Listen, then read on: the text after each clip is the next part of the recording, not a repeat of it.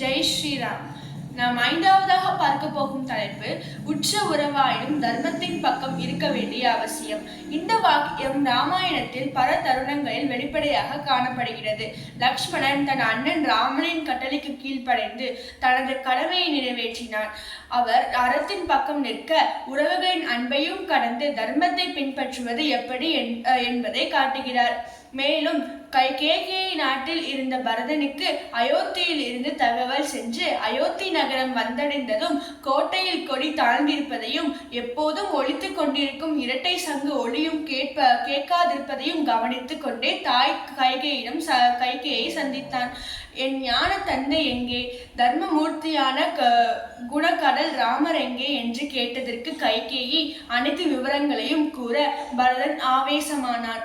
அதற்கு கைகேயி, உன் நன்மைக்காகத்தான் தந்தையிடம் இந்த வரங்களை கேட்டேன் என்று கூற பரதன் ஹரி ஹரி என்று இரு காதுகளையும் பொத்திக்கொண்டு, 1000 நட்சத்திரங்கள் சேர்ந்தாலும் ஒரு முழு நிலவுக்கு ஈடாகுமா?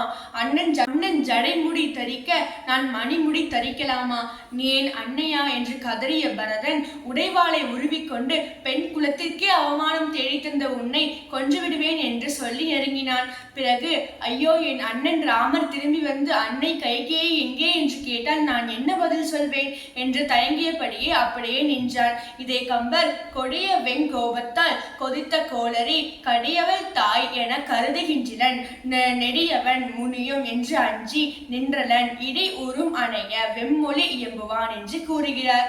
மேலும் கம்பர், நீ இனம் இருத்தனை யானும் நின்றலன் ஏ எனும் மந்திரத்து ஏற்றுகின்றன் ஆயவன் முனியும் என்று அஞ்சினேன், ஆனால் தாய் எனும் பெயர் என்னை தடுக்க பாடதோ என்று விளக்குகிறார்.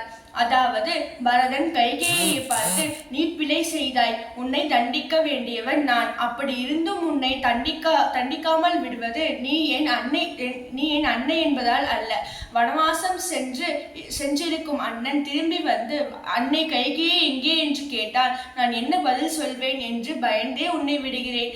எந்த ராமனை நீ காட்டிற்கு அனுப்பினாயோ அவரால் தான் இன்று நீ உயிரோடு இருக்கிறாய். தாய் என்பது உனக்கு பேரளவில் தான் பொருந்தும். அந்த சொல்லிற்கு நீ சிறிதளவும் தகுதியற்றவர் என்று கோபமாக உரைத்தார் பரதன். கைகேயை கூடி மாற்றினாள். ஆனால் கைகேயால் பரதனை மாற்ற முடியவில்லை. தர்மத்தின் மேல் பற்று உடையவனை யாராலும் மாற்ற முடியாது. இவ்வாறு உற்ற உறவே ஆயினும் தர்மத்தின் பக்கமே நிற்க வேண்டும் என்பதை நமக்கெல்லாம் உணர்த்தியுள்ளார் பரதன். மேலும் மற்றொரு நிகழ்வாக தசரதர் கைகேயிக்கு கொடுத்த வாக்குப்படி கைகேயி கேட்ட 2 வரங்களையும் ஏற்றுக்கொண்டு அது முடியாத வரங்களாக இருந்தாலும் தான் கொடுத்த வாக்கை நிறைவேற்றுவதற்காக அறத்தின் வழியே நின்று தான் கொடுத்த வாக்கினை காப்பாற்றி உயிர் திறந்தார். மேலும் அடுத்த நிகழ்வாக சுந்தரகாண்டத்தில் ராவணன் ஹனுமனை கொன்றுவிடுங்கள் என்று சொன்னபோது ராவணனின் தம்பி விபீஷ்ணர், அண்ணா, அரச தர்மங்கள் அனைத்தும் அறிந்திருந்தும் தாங்களே தூதுவனை கொள்வது தர்மம் அல்ல என்றும், மேலும் சீதாவை அபகரித்து கொண்டு வந்து இங்கே வைத்திருப்பதும் தவறாகும் என்றும், இன்னும் பல தவறான செயல்களையும் செய்கிறீர்கள் என்று சுட்டிக்காட்டினார். இதையெல்லாம் ஏற்க முடியாத ராவணன் சபையில் அனைவர் முன்னிலையிலும் விபீஷ்ணரின் மார்பில் எட்டி உதைத்து திட்டினார். இந்த அவமதிப்பை தாங்க முடியாத விபீஷ்ணர் ராவணின் சபையை விட்டு அகன்று ராமரிடமே சென்று சேர்ந்து விடலாம் என்று ஸ்ரீராமரிடம் வந்து சேர்ந்தார். இந்நிகழ்வின் மூலம் உற்ற உறவாக இருந்தாலும் அறத்தின் வழியே சிறந்தது என்று உணர்த்தியுள்ளார் விபீஷ்ணர். வாழ்க்கையில் எப்பொழுதும் தர்மத்தின் பக்கம் நிற்க வேண்டும். அதுதான் நமக்கு உலகின் முழுமையையும் உண்மையான வெற்றியையும் தரும். ஜெய் ஸ்ரீராம்.